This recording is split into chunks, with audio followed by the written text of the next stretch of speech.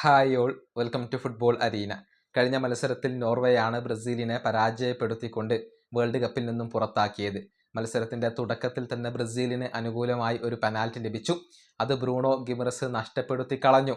അതോടുകൂടിയാണ് കാര്യങ്ങൾ കൈവിട്ടത്. ആ പെനാൽറ്റി ഗോളാക്കി മാറ്റിയിരുന്നുവെങ്കിൽ ഈ മത്സരത്തിൽ വ്യത്യസ്തമായ ഒരു റിസൾട്ട് പിറക്കുമായിരുന്നു. ഏതായാലും ആ പെനാൽറ്റിയെക്കുറിച്ച് ബ്രൂണോ ഗിമറസ് ഇപ്പോൾ സംസാരിച്ചിട്ടുണ്ട്. നോർവേ ഗോൾ കീപ്പറായ നീലാൻഡിനെ താൻ ശരിക്കും പഠിച്ചിരുന്നു. അതിന്റെ അടിസ്ഥാനത്തിലാണ് താൻ ആ പെനാൽറ്റി എടുത്തത്. പക്ഷേ ദൗർഭാഗ്യവശാൽ അത് ഗോളായി മാറിയില്ല എന്നാണ് ബ്രൂണോ ഗിമറസ് പറഞ്ഞിട്ടുള്ളത്. അദ്ദേഹത്തിന്റെ വാക്കുകൾ ഇങ്ങനെയാണ്: നിർഭാഗ്യവശാൽ പെനാൽറ്റിയുടെ കാര്യത്തിൽ എനിക്ക് ഒട്ടും ഭാഗ്യമുണ്ടായിരുന്നില്ല. അവരുടെ ഗോൾ കീപ്പറെ ഞാൻ നന്നായി പഠിച്ചിരുന്നു. അതിന്റെ അടിസ്ഥാനത്തിൽ കോർണറിലേക്ക് അടിക്കുന്നതാണ് നല്ലതെന്ന് ഞാൻ മനസ്സിലാക്കി.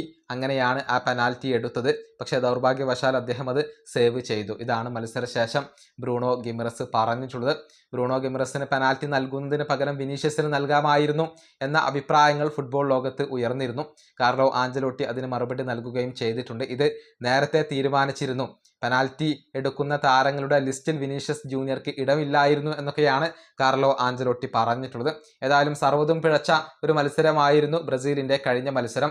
മാത്രമല്ല, നോർവേയുടെ ഗോൾ കീപ്പറായ നീലാൻഡ് മികച്ച പ്രകടനം നടത്തിക്കൊണ്ട് ബ്രസീലിന് മുന്നിൽ വലിയ ഒരു തടസ്സമായി നിലകൊള്ളുകയും ചെയ്തിരുന്നു.